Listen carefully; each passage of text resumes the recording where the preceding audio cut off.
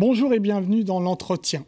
Un spectre hante le monde. Ce spectre, c'est le capitalisme criminel porté par une finance internationale débridée et totalement perméable à l'argent sale.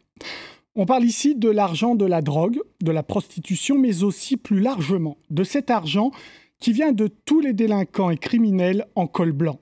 Le nouveau capitalisme criminel, c'est aussi le titre du nouvel ouvrage de Jean-François Guéraud que je reçois. Bonjour Jean-François Guéraud, merci d'être parmi nous. Vous êtes haut fonctionnaire de police, mais vous n'êtes pas là à ce titre. Vous êtes là au titre d'essayiste de ce dernier ouvrage, Le nouveau capitalisme criminel. Je rappelle simplement que vous avez publié de nombreux ouvrages. Le monde des mafias, géopolitique du crime organisé, showbiz, people et corruption, etc. Aujourd'hui, vous vous attaquez à quelque chose que vous connaissez, mais qui semble avoir pris de l'ampleur depuis la fameuse crise de 2008, où on a vu là l'argent sale du crime organisé soutenir des banques. On peut penser en effet que la crise financière de 2008 a créé un effet d'aubaine pour le blanchiment de l'argent sale. Pourquoi ? Parce que subitement, des banques, mais aussi parfois des sociétés, se sont trouvées exsangues, au bord de la faillite, sans liquidité. Et donc, pour continuer à fonctionner, il a bien fallu qu'elles trouvent de l'argent. Elles sont allées vers ce qu'on appelle le shadow banking. En français, ça va s'appeler tout simplement la banque de l'ombre. Et qui a de l'argent dans l'ombre ? C'est souvent le crime organisé. C'est vraiment la banque qui n'est absolument pas régulée, ce qu'on appelle le shadow banking. Des sommes de 16 000 milliards de dollars qui circuleraient dans ce shadow banking. Ça veut dire que les banques n'étaient pas imperméables à l'argent du crime dès 2008 ? Les banques n'ont jamais été imperméables à l'argent du crime. Alors évidemment, depuis le début des années 2000, elles prennent tout un tas de précautions. Elles mènent des diligences pour essayer de filtrer l'argent, pour éviter que l'argent du crime ne rentre dans leur caisse. Le seul problème, c'est que lorsqu'on a un petit peu de recul historique, on se rend compte qu'il y a une histoire des banques criminalisées. Il y a une histoire des narcobanques.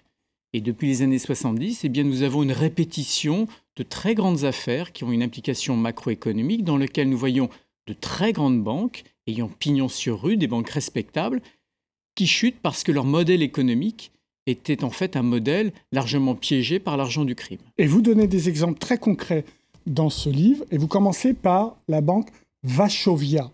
Alors cette banque, vous dites, elle était carrément mains et poings liés avec les narcotrafics d'Amérique latine.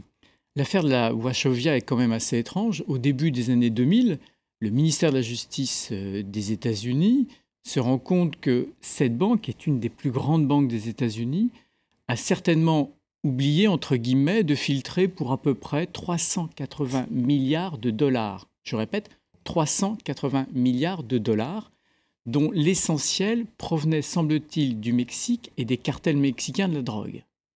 Alors comment peut-on, entre guillemets, oublier de filtrer de telles masses d'argent ? C'est en soi une étrangeté. C'est qu'on est complice. On peut se poser beaucoup de questions. Ce qui est encore plus étrange, c'est de voir que le ministère de la Justice des États-Unis n'a pas voulu engager de poursuites pénales. Oui, la banque a été rachetée par Wells Fargo, parce que cette banque-là a été mêlée aussi jusqu'au cou dans les subprimes. Donc elle était complètement à terre.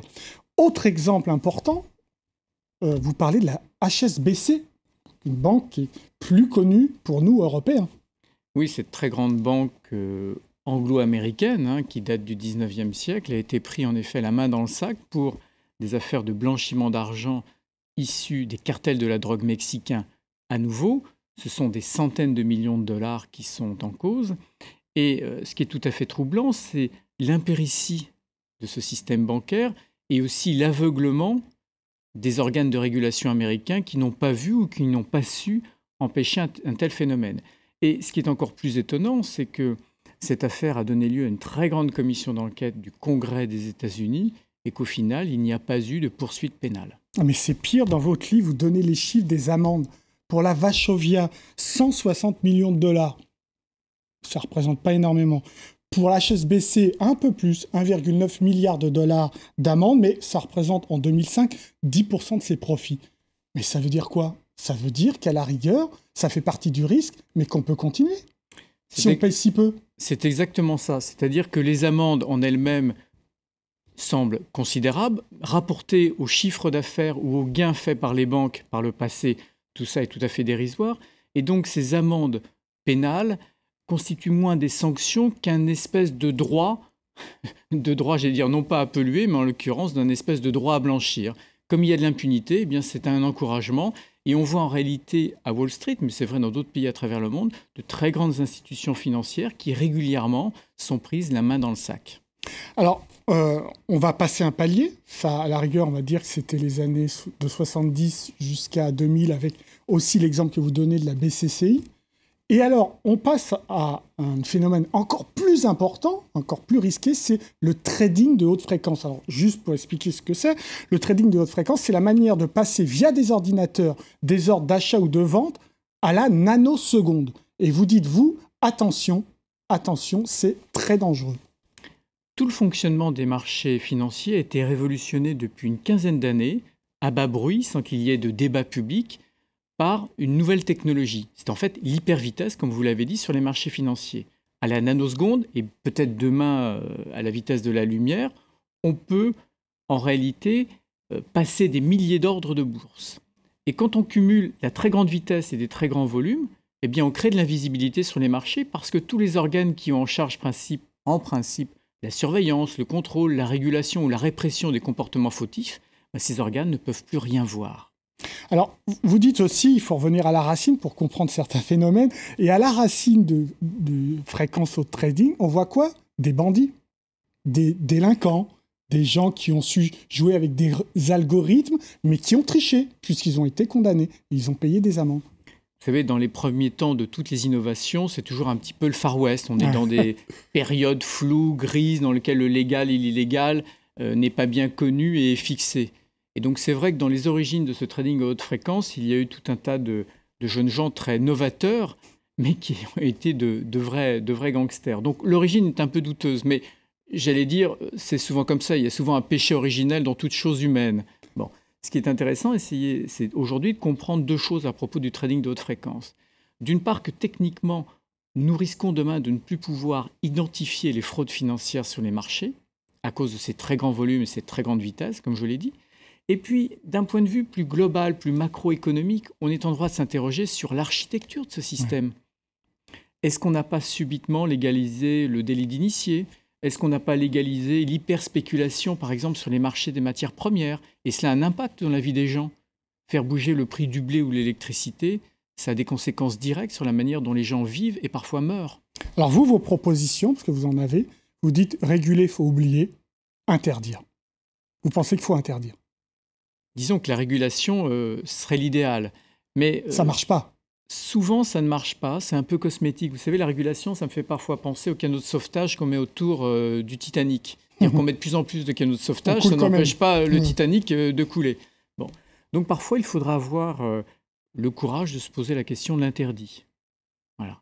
Et cette question se pose, est-ce qu'aujourd'hui, on va vers cette direction ou au contraire, on a laissé filer notamment la législation ou l'absence de législation sur le trading de haute fréquence?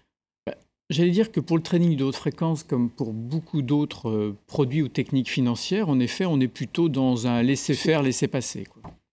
Alors, la conclusion de votre livre est un peu dure, est un peu pessimiste, hein. Vous parlez de fin de démocratie, vous parlez de vassalité des États et des peuples, vous parlez de souveraineté des peuples qui est laminée, et vous dites il est peut-être trop tard, la criminalité capitaliste.